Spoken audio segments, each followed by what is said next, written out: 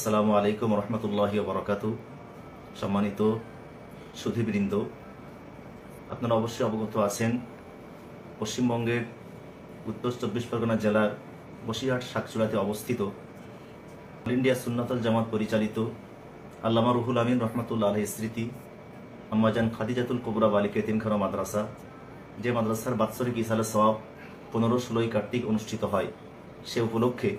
আগামীকাল তথা 5ই অক্টোবর রবিবার সকাল 10টা থেকে 2টো পর্যন্ত এক প্রস্তুতি মিটিং বা আলোচনা সভার ইন্তেজাম করা হয়েছে। খাদিজা মাদ্রাসার একান্ত আপনজন ও অল ইন্ডিয়া সুন্নাতুল জামাতের সুবর্ণদায়ীদেরকে এই আলোচনা সভাতে আমন্ত্রণ জানানো হচ্ছে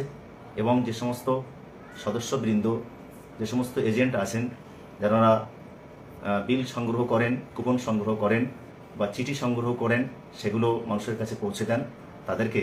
আসবার জন্য একান্ত অনুরোধ জানাচ্ছি।